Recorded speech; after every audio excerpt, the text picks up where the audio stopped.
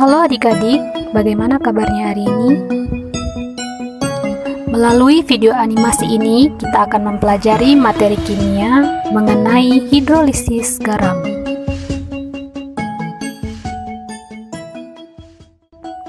Setelah menonton video animasi ini, kamu diharapkan mampu menjelaskan konsep hidrolisis garam, mengidentifikasi larutan garam yang dapat mengalami hidrolisis berdasarkan jenis komponen kation dan anionnya, menghitung tetapan hidrolisis, menentukan pH larutan garam, serta memberikan contoh hidrolisis garam dalam kehidupan sehari-hari. Setelah mendengar kata garam, apa yang terlintas di pikiranmu? Apakah garam yang ada di dapur? Atau kim garam? Ternyata banyak jenis garam di lingkungan sekitar kita, misalnya soda kue, garam Inggris, serta pemutih. Coba kita lihat ke produk pemutih ya. Produk pemutih mengandung kira-kira 5% NaOCl yang sangat reaktif sehingga dapat menghancurkan pewarna, sehingga pakaian menjadi putih kembali. Garam ini terbentuk dari asam lemah HOCl dengan basa kuat NaOH. Ion OCl-nya terhidrolisis menjadi HOCl dan OH-, sehingga garam NaOCl bersifat basa. Peristiwa inilah yang dinamakan hidrolisis garam. Reaksi asam dengan basa membentuk garam dan air. Reaksi ini disebut sebagai reaksi penetralen. Akan tetapi, pada kenyataannya, larutan garam tidak selalu bersifat netral. Perhatikan ketiga jenis garam berikut ini. Ternyata ketiga jenis garam berikut memiliki sifat yang berbeda-beda.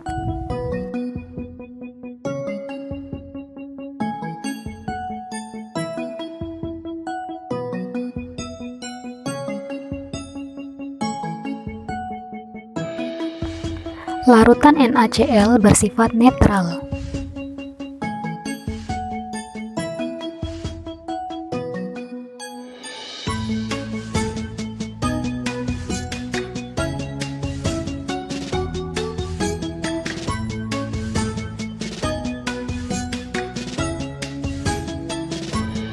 Larutan NH4Cl bersifat asam.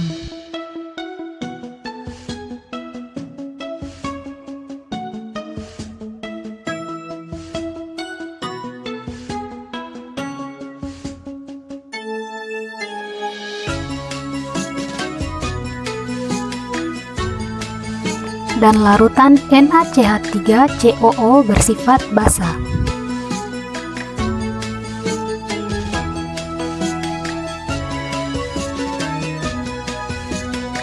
Lalu, mengapa larutan garam bersifat asam, basa, dan netral? Sifat garam bergantung pada jenis komponen asam dan basanya. Ada garam yang terbentuk dari asam kuat dan basa lemah, garam yang terbentuk dari asam lemah dan basa kuat, ada yang terbentuk dari asam kuat dan basa kuat, serta terbentuk dari asam lemah dan basa lemah. Jadi, sifat asam basa suatu garam dapat ditentukan dari kekuatan asam dan basa penyusunnya. Sifat keasaman atau kebasahan garam ini disebabkan oleh sebagian garam yang larut bereaksi dengan air. Peristiwa tersebut disebut sebagai hidrolisis garam.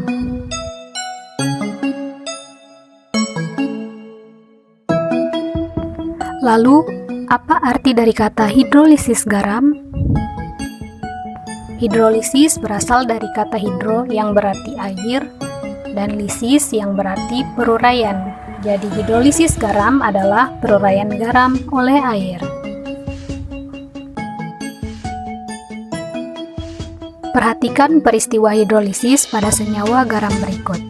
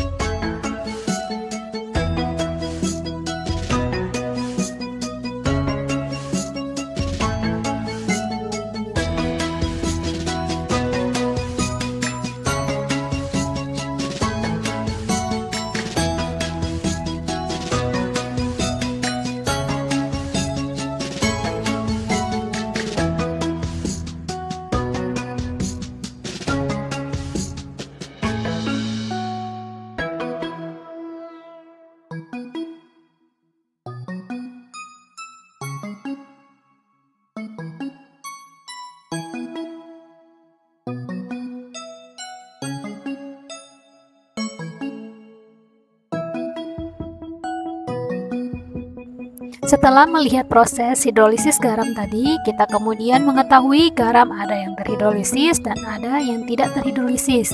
Kamu bisa menjeda video ini untuk melihat contoh garam yang terhidrolisis dan tidak terhidrolisis.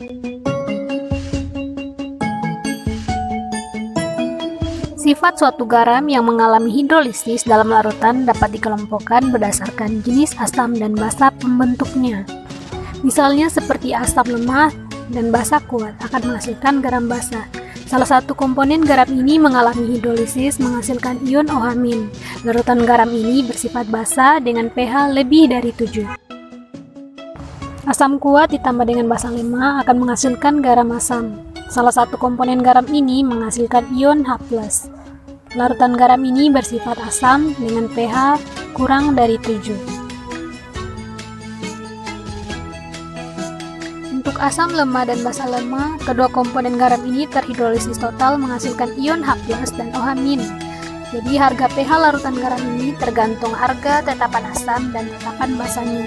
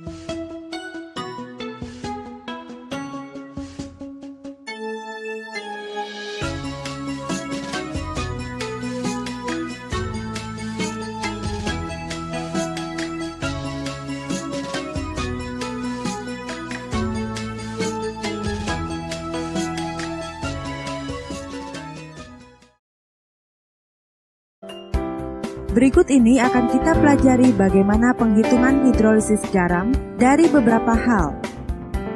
Asam lemah plus basa kuat.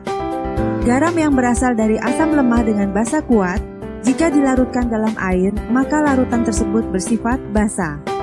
Anion basa atau amin dari garam bereaksi dalam air yang menghasilkan ion OH-. Reaksi ini mempunyai tetapan hidrolisis sebagai berikut. Konsentrasi amin semula sama dengan konsentrasi garamnya.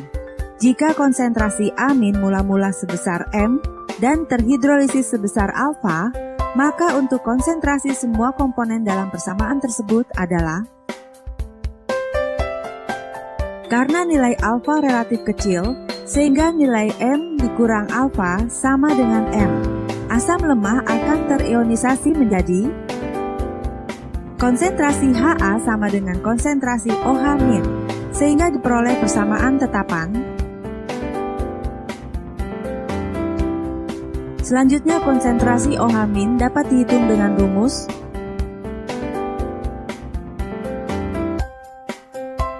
asam kuat plus basa lemah.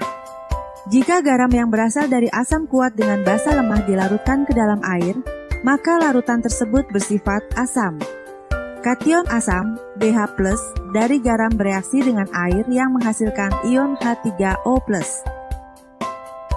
Reaksi ini mempunyai tetapan hidrolisis sebagai berikut. Konsentrasi BH+ semula sama dengan konsentrasi garamnya. Jika konsentrasi BH+ mula-mula sebesar M dan hidrolisis sebesar alfa, maka konsentrasi semua komponen dalam persamaan tersebut adalah, karena nilai alfa sangat kecil, maka besarnya alfa pada M dikurang alfa diabaikan, sehingga untuk M dikurang alfa sama dengan M. Besarnya konsentrasi B dan H3O+ adalah sama, karena H3O+ dapat diganti H+. Persamaan tetapan hidrolisis dapat ditulis, suatu basa dapat mengalami kesetimbangan sebagai berikut. Selanjutnya konsentrasi ion H+ dapat ditulis,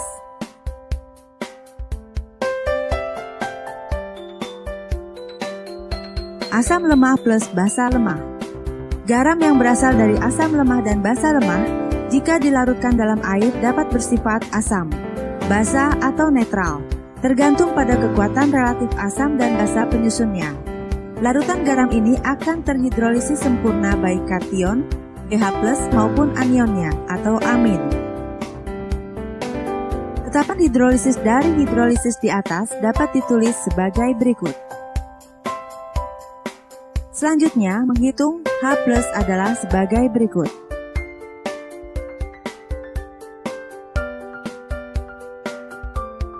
Asam kuat plus basa kuat. Garam yang berasal dari asam kuat dan basa kuat jika dilarutkan dalam air menunjukkan reaksi netral, karena anion maupun kationnya masing-masing tidak ada yang bergabung dengan ion hidrogen atau hidroksida untuk menentukan produk yang sangat sedikit berdisosiasi. Karena itu, kesetimbangan air tidak terganggu. Karena konsentrasi H+ dan OH- dalam larutan sama, maka larutan bersifat netral, pH sama dengan 7.